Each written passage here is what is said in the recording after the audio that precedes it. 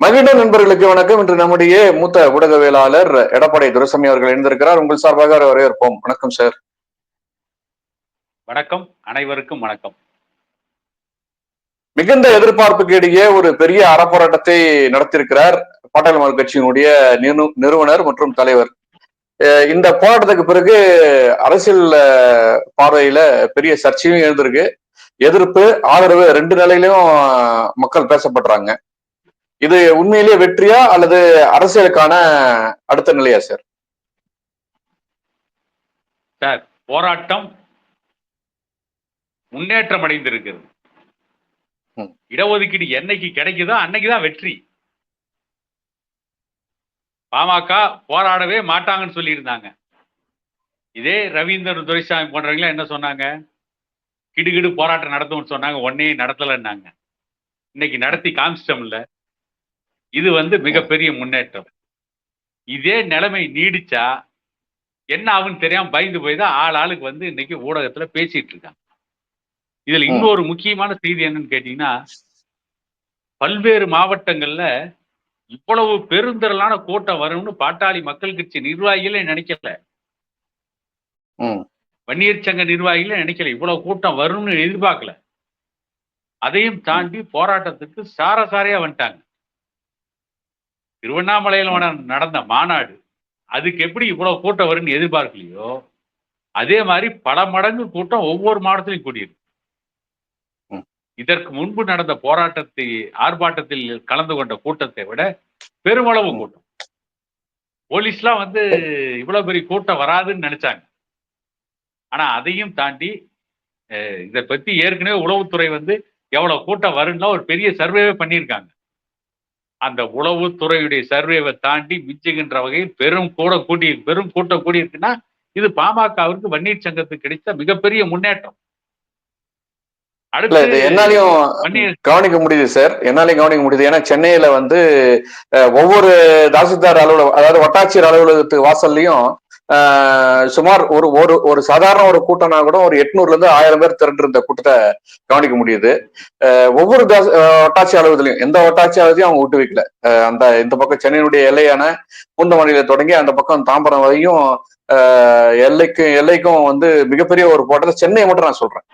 அதாவது வழக்கமா தீவிரமான ஒரு போராட்டம்னா திண்டிவனம், அதுக்கப்புறம் தான் ரொம்ப ஏன்னா அங்கெல்லாம் மருத்துவர் ஐயா நேரடியாக இறங்குறதுக்காக அந்த பக்கம் மக்கள் திரளுவாங்கன்னு நம்ம எதிர்பார்ப்போம். குறிப்பா தருமபுரி, விழுப்புரம், கள்ளக்குறிச்சி அந்த பகுதியில அடர்த்தியா வாழக்கூடிய மக்கள். இல்ல, இன்னொரு செய்தி என்னன்னு கேட்டீங்கன்னா, எங்க எடப்பாடியில ஒரு 2000 பேர் கூடுவாங்கன்னு எதிர்பார்த்தேன். ஆனா 5000 பேர், ஒரு மிகப்பெரிய கூட்டம். இது பாமகவிற்கு ஒரு புத்துணர்ச்சி ஏற்படுத்தியிருக்கா சார் இந்த களப்போராட்டம்? பாமகவுக்கு புத்துணர்ச்சி ஏற்படுத்தியோ இல்லையோ, பாமகவிற்கு கண்டிப்பா தொண்டர்களுக்கு புத்துணர்ச்சி, அதுல ஒண்ணு மாற்றம் இல்ல. ஆனா போலீஸுக்கு, அரசுக்கு ஒரு பெரிய பயத்தை ஏற்படுத்தியது. அதனாலதான் எடப்பாடியில் அமைதியான முறையில போராடிய பாட்டாளி மக்கள் கட்சியை சேர்ந்த மாவட்ட செயலாளர், அந்த நகர செயலாளர், இவங்க மேல இன்னைக்கு காவல்துறை ஒரு வழக்கு போட்டிருக்கு. வழக்கா? எதுக்கு? மாவட்ட செயலர் எஸ்.கே. செல்வகுமார் மற்றும் நகர செயலாளர் KPM சண்முகம் இவர்களோடு இணைந்த 500 பேர் சொல்லி ஒரு வழக்கு போட்டிருக்கு.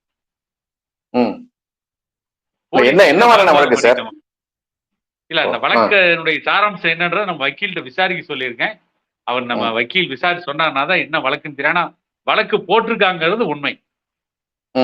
என்ன வழக்கு அப்படிங்கிறதெல்லாம் நாளைக்கு விவரம் தெரிய வரும். தெரியும் போது அதை பத்தி நான் பகிரங்கமா பேசுவேன். பொதுவா சேலத்துல இருக்கக்கூடிய மாவட்ட காவல்துறை அதிகாரி நடுநிலையானவர்ன்றதுதான் கடந்த கால செயல்பாடுகள்ல காமிச்சிருக்கு. ஏன்னா இப்போ சமீபத்துல ஒரு கோயில் திருவிழாவில் நடைபெற்ற வன்முறை போது கூட ஒரு குறிப்பிட்ட சமூகத்தினர் வன்னியர் மீது குற்றம் சொல்லும் போது அங்கிருந்த காவல்துறை அதிகாரி நேர்மையா செயல்பட்டு காட்சி ஊடகத்தை அடிப்படையா வச்சு இல்ல இது ஒரு குறிப்பிட்ட சமூகத்தினர் மட்டும்தான் செஞ்சாங்க, இதுக்கும் வன்னியர்களுக்கும் சம்பந்தம் இல்லைன்னு நிரூபிக்க அவர் ஒரு முக்கிய காரணமா இருந்தாரு. அது ஒரு வரலாற்று செய்தி இப்போ சமீபத்தில் நடந்ததுன்றதுக்காக நான் உங்களுக்கு பதிவு பண்றேன். இருக்கட்டும் சார். இப்போ ஆனா இந்த போராட்டம் பொதுமக்கள் பார்வையிலையும் அதே நேரத்துல நீங்க சொன்ன அந்த சம்பவம் வந்து சேலம் மாவட்டம் காடையம்பட்டி தாலுகாவில் நடந்தது. அங்க இருக்கிற சிசிடிவியினுடைய காட்சிகள் எல்லாமே யார் குற்றவாளிங்கிறத வெளிச்சம் போட்டு காட்டிருச்சு. அந்த காவல்துறை அதிகாரி நேர்மையா நடந்துக்கிட்டார். நாங்க மறுக்கல, அதை ஒத்துக்கிறோம். இங்கே சேலம் மாவட்டத்தினுடைய காவல்துறை அதிகாரி நேர்மையா நடந்திருப்பார். ஒரு சில இடங்கள், ஒரு குறிப்பிட்டு சொல்லக்கூடிய ஒரு சில இடங்களில் திட்டமிட்டு அந்த காவல்துறையுடைய இன்ஸ்பெக்டர் கீழே இருக்கிற சப் இன்ஸ்பெக்டர் ரேங்க்ல இருக்க ஒரு சிலர் திட்டமிட்டு எடப்பாடி மாதிரி பகுதிகளில் வேணும்னே ஒரு வாக்குவாதம் உருவாகின்ற அளவுக்கு நடந்துகிட்டாங்க. அதனாலதான் இன்னைக்கு வந்து திட்டமிட்டு ஒரு வழக்கு போடுறாங்க. இவங்க எதுக்காக அந்த வழக்கு போடுறாங்கன்னா, பாமக வந்து போராடி வன்னியர்களுக்கு வழக்கு வாங்குது, வன்னியர்கள் வந்து வழக்கு கோர்ட்னு போறதுக்கு பாமக தான் காரணம் அப்படின்னு இவங்க சொல்லிட்டு இருக்காங்க பாத்தீங்களா. அத வந்து ஊர்ஜிதம் பண்ணுங்கிறதுக்காக திட்டமிட்டு இந்த அரசு காவல்துறையை தூண்டி விட்டு வழக்கு போட சொல்லுது. சரிங்க சார். இது மூலியமா வன்னியர்களுக்கு பாதுகாப்பான சூழல் ஏற்படுமா? அதாவது நீங்க எடப்பாடி போராட்டத்தை விடுங்க, நான் பொதுவா இந்த 10.5% ஏற்கனவே அரசு இபிஎஸ் அரசு வழங்கிய ஆணை. அப்ப இப்ப வந்து நீதிமன்றம் வந்து அதுக்கான தரவு கேட்டு 1000 நாள் கடந்துச்சு. இன்னைக்கு 1001வது நாள். இப்ப 1001வது நாள் ஆனாலும் கூட மாநில அரசு அதுக்கான தரவுகளை எடுக்குமா எடுக்காதா அப்படின்ற ஒரு விவாதம் போயிட்டு இருக்கு. இது நடுவில் பொதுவான பத்திரிகை ஊடகவியலாளர்கள்ல வந்து இருசாரா இதை பத்தி விவாதிக்கிறாங்க. சிலர் வந்து நியாயம்ன்றாங்க, சிலர் வந்து இதை அவங்க அரசியலுக்காக பண்றாங்கன்றாங்க. குறிப்பா திரு ரவீந்திரன் துரைசாமி போன்றவர்கள்லாம் வந்து இவரு பாட்டாளி மக்கள் கட்சியினுடைய தலைவரா இருந்தாங்கன்னு ஏன் வன்னியர் கேட்கிறாரு, அப்படின்னா ஒரு வன்னியருக்கான கட்சின்னு சொல்லிட்டு போக வேண்டியதானு கேட்கிறாரு. இதை நீங்க எப்படி சார் பாக்குறீங்க? இல்ல, அதாவது பாட்டாளி மக்கள் கட்சி வன்னியர் சங்கமா இருந்தா பாட்டாளி மக்கள் கட்சியா வந்து அரசியல் கட்சியை ஆரம்பிச்சாங்க. வன்னியர்களுக்கு இடஒதுக்கீடே வாங்க முடியலன்னா அப்புறம் மற்றவங்களை எப்படி நம்ம வாங்கி கொடுப்போம்? அப்ப ரவீந்திரன் துரைசாமி போடுறாங்களா என்ன நினைக்கிறாங்க? பாட்டாளி மக்கள் கட்சி நிறுவனர் டாக்டர் ஐயா வந்து அருந்தேர்களுக்கு வாங்கி கொடுக்கலாம், இஸ்லாமியர்களுக்கு வாங்கி கொடுக்கலாம், வன்னியர்களுக்கு மட்டும் வாங்கி கொடுக்காதீங்க, மற்றவங்களுக்கு எல்லாம் வாங்கி கொடுங்க. அப்ப அந்த மற்ற சமூகத்தினுடைய தலைவர்கள், நான் யாரையும் பெயரை குறிப்பிட்டு சொல்ல விரும்பல, மற்ற சமூகத்தினுடைய தலைவர்களை என்ன பண்றாங்க? அவங்கெல்லாம் அவங்க சமூகத்துக்கு இடஒதுக்கீடு வாங்கி கொடுக்க போராடணும் இல்ல. நான் முன்னேறிய சமூகத்தை விட்டுருங்க, அவங்க எல்லாரும் ஏற்கனவே கொள்ளையடிச்சு சாப்பிட்டுட்டு இருக்காங்க. பிற்படுத்தப்பட்ட மிகவும் பிற்படுத்தப்பட்ட சமூகத்தினுடைய தலைவர்கள்னு சொல்லிக்கிறாங்க. தேர்தல் நேரத்துல மட்டும் வரக்கூடிய அந்த பிற்படுத்தப்பட்ட சமூகத்தின் தலைவர்கள், தேர்தல் நேரத்தில் மட்டும் வரக்கூடிய அந்த பிற்படுத்தப்பட்ட சமூகங்களின் தலைவர்கள், அவங்களுக்கான இடஒதுக்கீட்டை பேசணுமா இல்லையா? அதுக்காக போராடணுமா இல்லையா? போராடல. ஆனா யார் வாங்கி கொடுக்கணும்? பாமக நிறுவனம் டாக்டர் ஐயா அவங்களுக்கு எல்லாம் வாங்கி கொடுத்துடணும், வன்னியருக்கு வாங்கி கொடுக்கணும். என்ன ஒரு சித்தாந்தம் ரவீந்திரன் துரைசாமிக்கு! எவ்வளவு ஒரு மோசமான சித்தாந்தம் பாருங்க, எவ்வளவு ஒரு மோசமான இல்லைன்னு பாருங்க. நீ ரோட்ல பிச்சை எடுக்கலாம், ஆனா மத்தவனை பிச்சை எடுக்க கூடாது. மத்தவன் வந்து நல்லா இருக்கட்டும், மத்தவனை காப்பாத்து நீ பிச்சை எடுத்துக்கிட்டு. அப்ப ரவீந்திரன் துரைசாமி அந்த காரியத்தை பண்ணலாம்ல? ஏன் ரவீந்திரன் துரைசாமி அதை பண்றது இல்ல? ஏன் மத்தியில் ஆளுகின்ற பாரதிய ஜனதா கட்சி அரசுக்கும் திமுக ஆட்சிக்கு இப்ப தொடர்ந்து சொம்படிச்சிட்டு இருக்காரு? ஏன் அந்த கட்சி காவி தூக்கிட்டு இருக்காரு? ஏன் அவங்களுக்கு ஜாலரா அடிச்சிட்டு இருக்காரு? சரி, இதே ரவீந்திரன் துரைசாமி இவ்வளவு வாய்களையும் பேசுறாருல்ல. ரவீந்திரன் துரைசாமி பல பேட்டிகள்ல சொன்னது என்னன்னா, 2021ஆம் ஆண்டு வன்னியர்களுக்கு 10.5% இடஒதுக்கீடு கொடுத்த பொழுது அந்த இடஒதுக்கீடு இப்ப நடைமுறையில் இல்ல, அது வேறு. நான் அந்த செய்திக்கு பின்னால வரேன். அப்ப ரவீந்திரன் துரைசாமி என்ன சொன்னாரு? கொண்டக்கோட்டை மறவர், குயவர், மண்ணுடையார், இப்படி சமூகத்தினுடைய விளிம்பு நிலையில் இருக்கின்ற அந்த மிகவும் பிற்படுத்தப்பட்ட சமூகத்திற்கு இடஒதுக்கீட்டுல எந்த அங்கீகாரமே இல்லைன்னு பேசினாரு. அப்ப பேசி விட்டாலும் திரும்பி இப்பதான் பேச வர்றாரு. இடையில இத்தனை வருஷம் எங்க போனாரு? மீளா உறக்கத்துல பள்ளி கொண்டிருந்தாரோ இல்ல அப்ப பேசுறது நாக்கிலையோ? அவர் தன்னை ஒரு இடஒதுக்கீடு போராளின்னு சொல்றாரு சார். அதான் வன்னியர்களுக்கு இடஒதுக்கீடு வேணும்னு வன்னியர்கள் போராட வரும்போது மட்டும் அந்த சமூகத்துக்கு இடஒதுக்கீடு என்ன பண்றது? இத போய் ஸ்டாலின் கேட்கணும். யார்கிட்ட? இதுக்கு முன்ன இருந்த எடப்பாடி பழனிசாமி கிட்ட கேட்கணும். அந்த மிகவும் பிற்படுத்தப்பட்ட ஒரு இடஒதுக்கீட்டுல கொண்டக்கோட்டை மறவர்களுக்கு இன்னும் சரியான பிரதிநிதித்துவம் கிடைக்கல, பொய்யவர் மண்ணுடையாருக்கு கிடைக்கல, இவங்களுக்கும் கொடுங்க அப்படின்னு போய் ஸ்டாலின் கேட்கலாம்ல. இதே ரவீந்திரன் துரைசாமி தான் வாய் வங்காள விரிகுடா அளவுக்கு நீளுது. சென்ற தேர்தலில் எப்படி கூட்டணி வைக்கும் ஸ்டாலின் நான் சொன்னேன், எப்படி கூட்டணி வச்சா ஜெயிக்கலான்னு சொன்னேன், எந்த மாதிரி கூட்டணி வச்சுட்டா நீங்க வெற்றி பெற முடியும்னு சொன்னேன். நான் சொன்னது நடந்திருக்கு. அப்ப ஸ்டாலின் போய் சொல்ல வேண்டியது தானே. கொண்டக்கோட்டை மறவருக்கும் கொய்யவருக்கும் மண்ணுடையாருக்கும் ஸ்டாலின் ஏன் போய் சொல்ல? அங்க போகும்போது வாயில ஏதாவது வச்சு அடைச்சிட்டாங்களா? நல்லா கேட்பேன், வேற மாதிரி வேண்டாம். இங்க வந்து மட்டும் பத்திரிகையில உட்காந்துக்கிட்டு ஊடகத்தில் உட்காந்துட்டு வாய்கிலி பேசுவீங்களா? போராட்டத்தை கொச்சப்படுத்துறீங்க. நீங்களும் அந்த சமூகங்களுக்கு போராட மாட்டீங்க. சரி, அருந்ததி சமூகம் போராடினப்ப எத்தனை பேர் நீங்க கூட இருந்தீங்க? எத்தனை பேர் அதை நியாயப்படுத்தி பேசுனீங்க? ரவீந்திரன் துரைசாமி எல்லாம் இஸ்லாமியர்கள் இடஒதுக்கீடு கேட்டப்ப அதை எத்தனை பேர் ஆதரிச்சு பேசுனீங்க? இந்த நாட்டுல சிறுபான்மை சமூகத்திற்கு இடஒதுக்கீடு வேணும்னு கேக்குறீங்கல்ல. கேட்டப்ப அன்னைக்கு பாமக ஆதரிச்சு அவங்களுக்கான இடஒதுக்கீடு கிடைப்பதற்கு எல்லா வேலையும் செஞ்சாங்கல்ல, அதுக்கான அனைத்து முன்னெடுப்பையும் செஞ்சாங்கல்ல. அன்னைக்கெல்லாம் இவங்கள ஏன் அவங்களுக்கு ஆதரவா பேசல? ஒரு மிகவும் பிற்படுத்தப்பட்ட சமூகத்திற்கு இடஒதுக்கீடு கொடுக்கணும் அப்படின்னா நாங்க என்ன கேட்கிறோம்? வன்னியர்களுக்கு 10.5% இடஒதுக்கீடு என்பது வன்னியருடைய மக்கள் தொகைக்கு ஏற்ற இடஒதுக்கீடே கிடையாது. குறைந்தபட்சம் வன்னியர்களுக்கு 15% இடஒதுக்கீடு கொடுக்கணும். சரி, நீங்க சொல்றதே எடுத்துக்கிறேன் சார். இல்ல சார், நீங்க 15% இடஒதுக்கீடு நியாயமா கொடுக்கணும், மக்கள் தொகைக்கு ஏற்ப. அவங்களுடைய காலங்காலமாக போராட்டத்தில் இறந்த உயிரிழப்புகள், அது மட்டும் இல்லாம வட தமிழகத்தினுடைய அடர்த்தியா வாழக்கூடிய பெரும்பான்மை மக்கள் அவங்கதான். அந்த மக்களுக்கு ஏற்ற, ஏன்னா இன்னி வரைக்குமே வந்து அந்த குக்கிராமத்துல அந்த அவங்களுடைய வாழ்வாதாரம் என்பது மிகவும் மிகவும் மிக மிகவும் பிந்தைய நிலை தான் இருக்காங்க. குடிசையில் தான் இன்னும் வாழ்றாங்க, சரியான வேலை வாய்ப்பு இல்லை.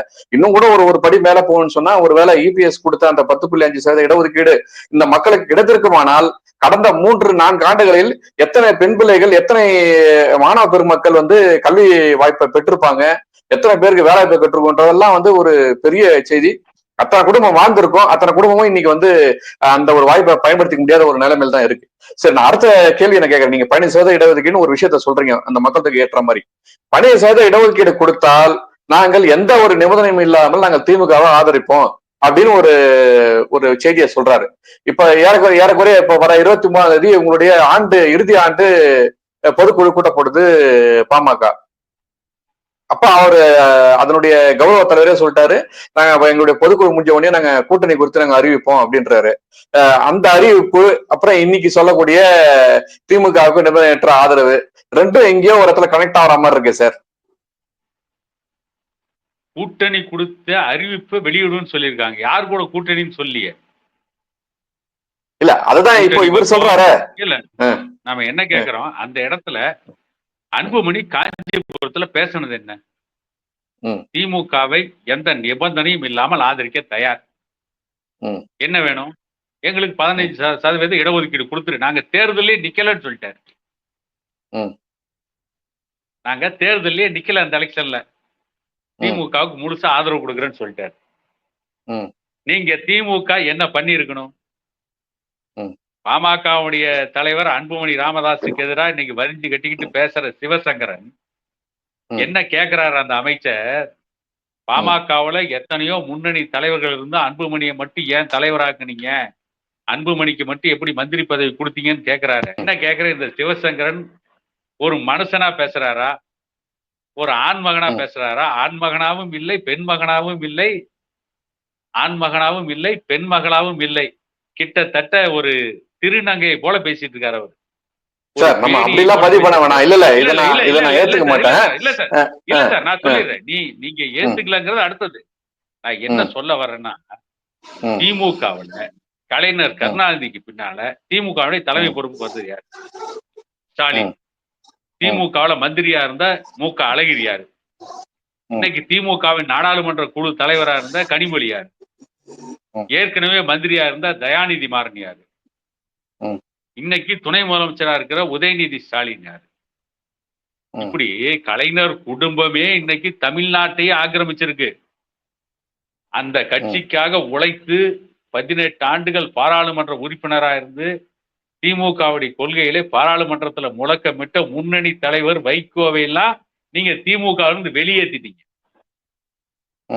திமுக வந்து தூக்கி எறிஞ்சிட்டீங்க.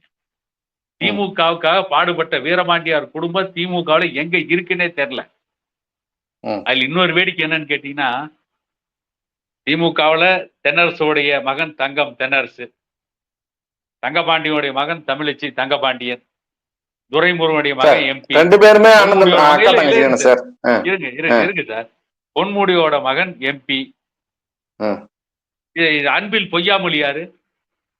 அன்பில் பொய்யாமொழியுடைய மகன் தானே இந்த அன்பில் மகேஷ் பொய்யாமொழி. அன்பில் பொய்யாமொழி யாரு? அன்பில் தர்மலிங்கம், திமுகவுடைய முன்னணி தலைவர்கள் ஒருத்தர். அவருடைய மகன் தானே அன்பில் பொய்யாமொழி. அவருடைய மகன் தானே அன்பில் மகேஷ் பொய்யாமொழி. வாரிசுகள் அந்த கட்சியில இருக்கிறீங்க. ஆனா வீரபாண்டியாருடைய வாரிசுகள் மட்டும் அந்த கட்சி இல்ல. வீரபாண்டியார் குடும்பத்தை தூக்கி எரிஞ்சிட்டீங்க. இன்னும் சொல்ல போனா வீரபாண்டியாரை போல தியாகம் செஞ்ச தலைவர் திமுகவுல கிடையாது. இவ்வளவு முன்னணி தலைவர்களை கருணாநிதி குடும்பத்தை காப்பாத்துறதுக்காக அவங்க ஆட்சி அதிகாரத்துக்கு வரணுங்கிறதுக்காக தூக்கி எரிஞ்சிட்ட திமுகவிற்கு, அந்த திமுகவின் கொத்தடிமை அமைச்சரா இருக்கிற சிவசங்கருக்கு அன்புமணியை பத்தி பேசுறதுக்கு என்ன யோகியதை இருக்கு, என்ன தகுதி இருக்கு, என்ன அருகதை இருக்கு? அதே மாதிரிதான் வீரபாண்டி ஆறுமுகத்தை அந்த குடும்பத்தை தொடர்ச்சி எடுத்துட்டாங்க சார். அதுக்காக அந்த மாவட்டத்தினுடைய திமுகவில் இருக்கக்கூடிய வன்னியர்கள் என்ன செஞ்சாங்க? உடனே எல்லாரும் கட்சி விட்டு வெளில வந்துட்டாங்களா? இல்ல பாமக ஆதரிச்சாங்களா? ஏதாவது ஒரு எதிர்வினை ஆட்டினாங்களா?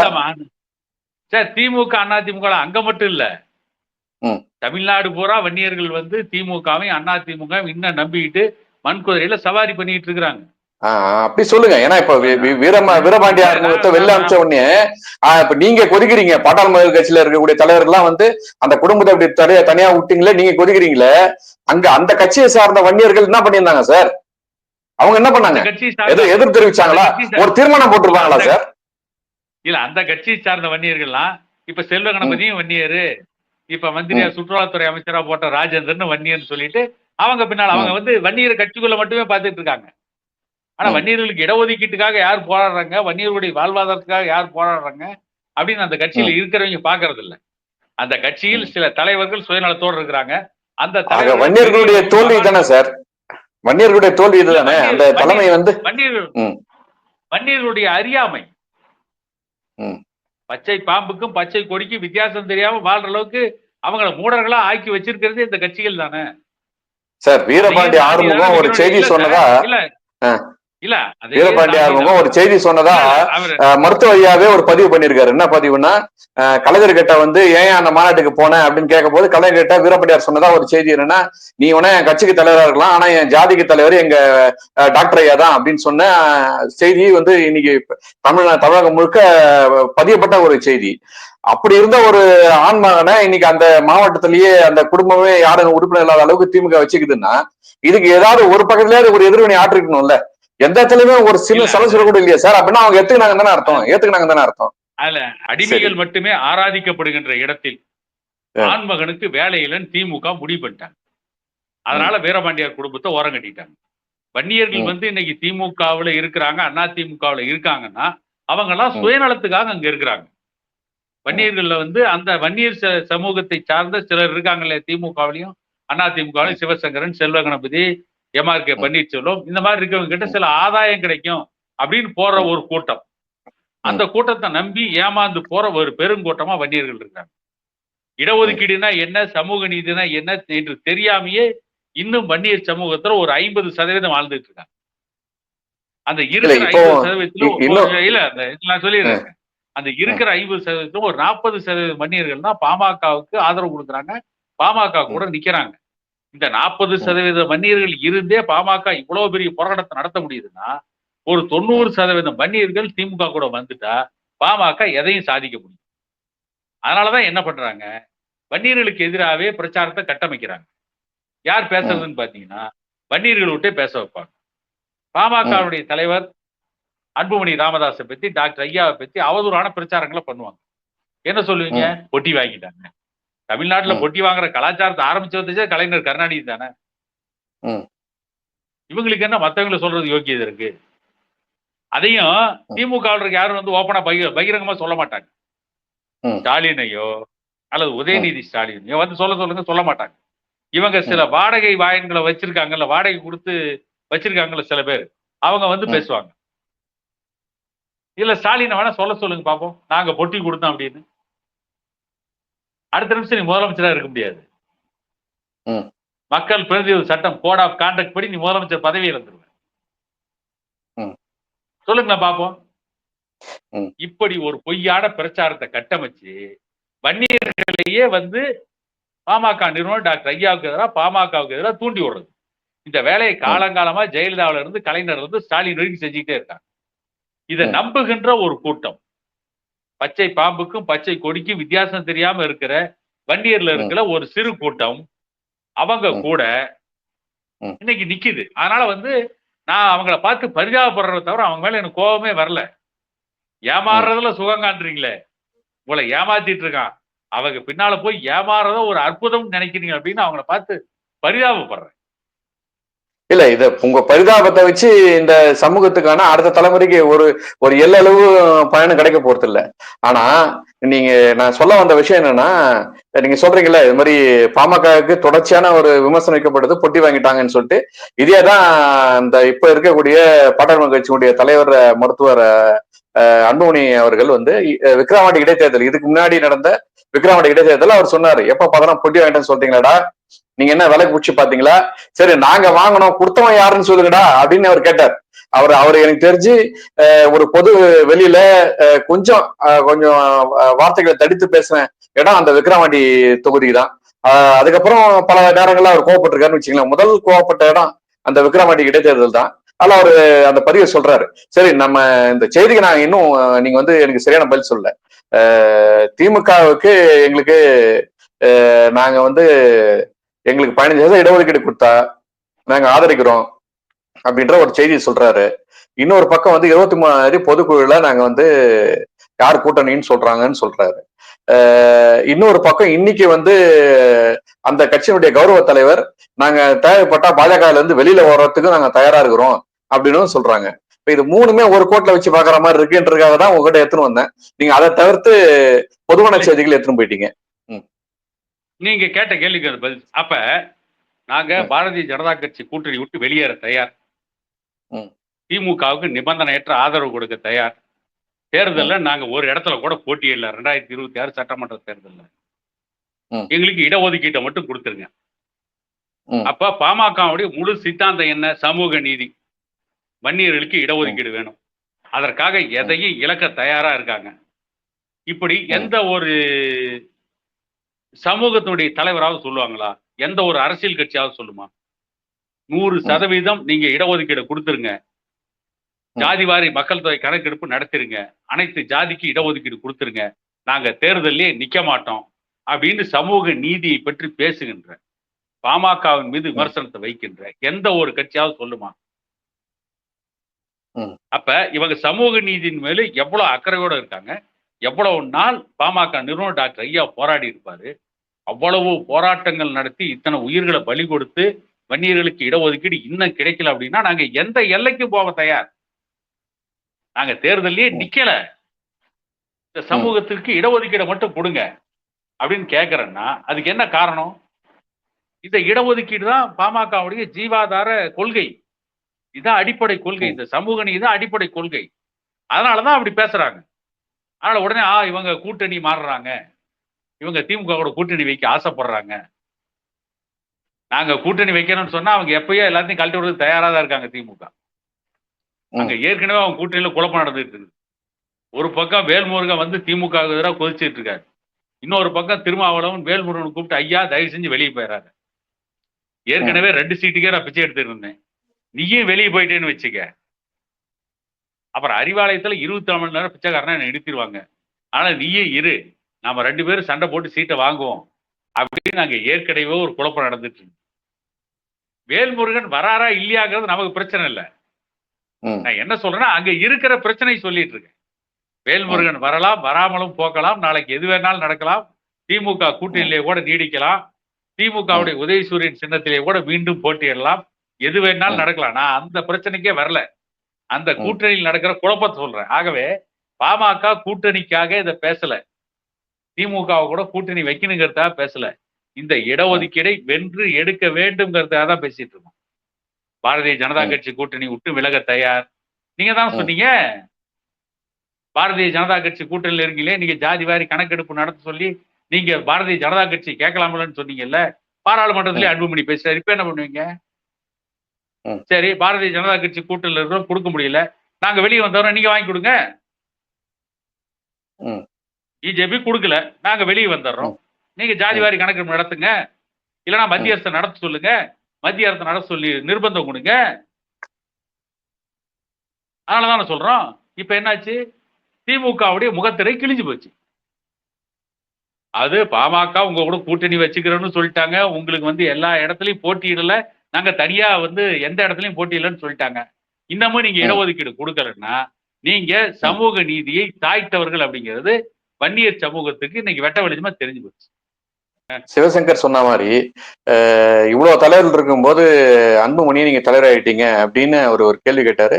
நீங்களும் அதுக்கு வாரிசுன்றது தான் சொன்னீங்களே தவிர ஏன் அன்புமணியை தலைவராக்கினாரு அப்படின்றத நீங்க சரியா சொல்லி நீங்க உடனே அதுக்கு என்ன பதில் சொன்னீங்கன்னா, இப்ப இருக்கக்கூடிய தொழில்துறை அமைச்சருடைய அப்பா யாரு, தங்கம் தென்னரசு அப்பா யாருன்னு கேக்குறீங்க. அப்புறமே நம்ம எம்பி தென்சென்னை மாவட்டத்தினுடைய எம்பியுடைய அப்பா யாருன்னு கேக்குறீங்க. தயாநிதிமாருடைய அப்பா யாருன்னு கேக்குறீங்க. தலைவரா ஏன் சார் வந்தாரு அது சொல்லுங்க. இல்ல நான் இதை எவ்வளவு தலைவர் இருக்காங்க பாமக. இல்ல இல்ல இல்ல நான் இதை ஏன் சொன்னேன்னு கேட்டீங்கன்னா, திமுகவுல மூத்த தலைவர்கள் எத்தனையோ பேர் அந்த கட்சியை விட்டே வெளியேற்றிட்டு கலைஞருடைய குடும்பம் மற்ற வாரிசுகள்ங்கிற ஒரே காரணத்துக்காக அவங்களை அதிகாரமிக்க பதவியில எம்பி எம்எல்ஏ மந்திரி இப்படி கொண்டு உட்கார வச்சுட்டு பாமகவில் அன்புமணி தலைவரானதை பத்தி பேசுறதுக்கு முதல்ல அவங்களுக்கு தகுதி இருக்கான்றதுக்காக அந்த வார்த்தை வச்சேன். நீங்க இதை விட இன்னொரு கேள்வி கேட்கணும் அப்படின்னா, ஏன் பாமகவில் அன்புமணி தலைவர் ஆகிறாருன்னா, அன்புமணி அரசியலுக்கு வரதா வேணாமாங்கிறது அவர் தான் முடிவு பண்ணணும். இதே ஏற்கனவே நாம இந்த விஷயத்தை பதிவு பண்ணியிருக்கோம். இன்னைக்கு விடுதலை சிறுத்தைகள் கட்சி உள்ளிட்ட ஜாதி ஒழிப்பு போராளிகள் சொல்ற எல்லாரும் என்ன சொல்றாங்க? 18 வயசு ஆயிட்டா பெற்ற தாய் தந்தையை எந்த பொண்ணும் கேட்க வேண்டியதில்லை, அவங்க விருப்பப்பட்டவரும் கல்யாணம் பண்ணிக்கலாம், யார் கூட வேணாலும் ஓடி போகலாம், திரும்ப நாசமாய்ப்பு அந்த பொண்ணு வந்தா மட்டும் நீங்க வச்சு காப்பாத்துங்க அப்படின்னு சொல்றாங்கல்ல. 18 வயசு நிரம்பிய பொண்ணு தன்னுடைய வாழ்க்கையை அவங்க தீர்மானிக்கலாம்னு சொல்றீங்க, சட்டம் சொல்லுதுங்கிறீங்க. அதுக்கு பெற்றோர் சம்மதம் தேவையில்லைன்றீங்க. ஆனா அன்புமணி அரசியல் கட்சிக்கு வர்றதுக்கும் அரசியல் நடத்துறதுக்கும் ஒரு கட்சி தலைவர் ஆகிறதுக்கும் அவர் யாரை கேட்கணும்? அவரு ஏன் வந்தாருன்னு கேட்கல சார். அவர் ஏன் வந்தாருன்னு கேட்கல. அவரு ஏன் தலைவராக்குறீங்க? உங்க கட்சியில என்ன மூத்த தலைவர் இல்லையா?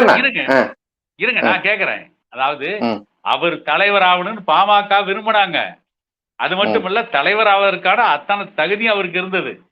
அவர் எடுத்த உடனே பாட்டாளி மக்கள் கட்சியுடைய தலைவர் ஆயிரல, எம்பி ஆகி மந்திரி ஆகி ஐக்கிய நாடுகள் சபையுடைய சுகாதாரத்துறை அமைச்சர் மாநாட்டை சிறப்பாக நடத்தி காமிச்சு இத்தனை ஆண்டு இந்தியா சுதந்திரம் பெற்றதுக்கு பிறகு அன்புமணியை போல ஒரு சுகாதாரத்துறை அமைச்சரை இதுவரைக்கும் யாருமே இந்தியா சந்திக்கல.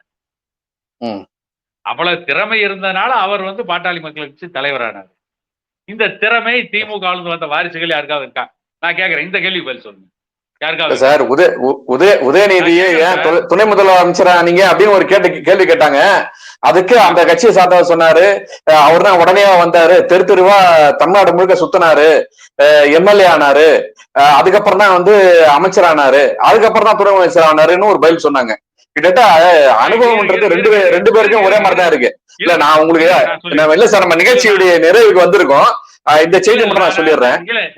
இல்ல இதை மட்டும் நான் சொல்லிடுறேன். அதாவது என்ன கேக்குறேன், திமுகவுடைய உதயசூரியன் சின்னம் இல்லாம, திமுகங்கிற கட்சி பேனர் இல்லாம உதயநிதி ஸ்டாலினையோ கனிமொழியோ தயாநிதி மாறனையோ அல்லது ஸ்டாலினையோ போய் தேர்தல் நின்று ஒரு தொகுதியில 5000 ஓட்டு வாங்க சொல்லுங்க பாப்போம். 500 ஓட்டு கூட வாங்க முடியாது. அண்ணா ஆரம்பிச்ச கட்சிங்கிற ஒரே ஒரு பேனர் அந்த உதயசூரியன் சின்னம், அது கோவிந்தசாமி இரவலா கொடுத்த சின்னம். அதை வச்சுதான் நீங்க வாழ்ந்துகிட்டு இருக்கிறீங்க. உங்களால தனியா போய் ஒரு கட்சியை நடத்தி உங்களால ஒரு தொகுதியில 500 ஓட்டு கூட வாங்க முடியாது. வாங்க முடியுமா? உதயசூரியன் சின்னம் இல்லாம நிக்க சொல்லுங்க முதல்ல பாப்போம். தனிச்சு திமுக போட்டியிட சொல்லுங்க பாப்போம். முடியாது இல்ல. சரி சார், அது அவங்க அவங்க உள்கட்சி பிரச்சனை, நம்ம அதை பத்தி பேச வேணாம். பொதுவான செய்திக்கே வந்துருவோம். அவங்க உள்கட்சி பிரச்சனை அன்புமணி தலைவர் அதை பத்தி சிவசங்கர் எதுக்கு பேசணும்? ஆடு நடையுதுன்னு ஏன் அந்த சிவசங்கரன் போன்ற ஓநாய்கள்லாம் ஓலையிடணும்? தலைவரா இருந்தவர் தீரன், பொதுச் செயலரா தலித் எழில்மலை இருந்தார். அவர் போன பின்னால வடிவேல் ராவணன் பொதுச் செயலாளர். 22 ஆண்டுகள் பாட்டாளி மக்கள் கட்சி தலைவரா ஜி.கே. மணி இருந்திருக்காரு.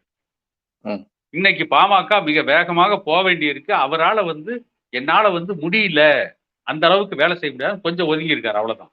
ஆனால் அவர் தான் இன்னைக்கு சட்டமன்ற குழு தலைவர். யாரு? ஜி.கே. மணி தான். அவருக்கான இடம், அவருக்கான அங்கீகாரம் இன்னமும் இருக்கு. ஆனா திமுக அந்த நிலைமை இருக்கா? இல்ல. இவங்க எங்களை பத்தி பேசணும். இப்படிப்பட்ட சூழ்நிலையில தலித் எழில்மலைய பொதுச் செயலாளர் இருந்தார் பாமகவுல. அவரை முதல்ல மத்திய அமைச்சராக்கி அழகு பார்த்ததே பாமக தான். அது வரைக்கும் தமிழ்நாட்டுல எந்த அரசியல் கட்சியும் தலித் சமூகத்தை சார்ந்த ஒருத்தரை மத்திய அமைச்சராக்கல சார். முதல்ல தலித் சமூகத்தை சார்ந்த ஒருத்தரை மத்திய அமைச்சராக்கி உண்மையான சமூக நீதியை தமிழ்நாட்டில் நிலைநாட்டியதே பாமக தான். சமூக நீதி காவலர்னு சொல்லிட்டு இருக்க திமுக, அண்ணா திமுக, ஜெயலலிதா, எம்ஜிஆர் யாருமே அது வரைக்கும் ஒரு தலித்தை கூட மத்திய அமைச்சராக்கல. இல்ல அது அந்த நேரத்தில் தலைவரா இருந்தது பேராசிரியர் தீரன். தீரனையும் நாம சொல்றது விட்டேன். தீரன் தலைவரா இருந்தாரு. அப்ப அவர் கட்சி விட்டு போனதுனால ஜி.கே. மணி அப்புறம் தலைவராகி அவரு ஒரு 1/4 நூற்றாண்டு தலைவரா இருந்தாரு. அவரு தலையில ஏற்பட்ட ஒரு சிறு அறுவை சிகிச்சையினால்தான் அவர் ஓய்வு கொடுத்து இவரை ஆக்கி இப்பவும் அவர் தான் கௌரவ தலைவர். அதை ஏற்றுக்கொள்ள வேண்டிய விஷயம் தான். ஜனநாயகம் காக்கப்படக்கூடிய கட்சியாக பாமக இருப்பது அரசியல் நோக்கர்களுக்கு அறிந்த ஒன்றுதான். உங்களுடைய அரிய நேரத்தை ஒதுக்கிய மிக்க மிக்க நன்றி சார். நன்றி. அனைவருக்கும் வணக்கம்.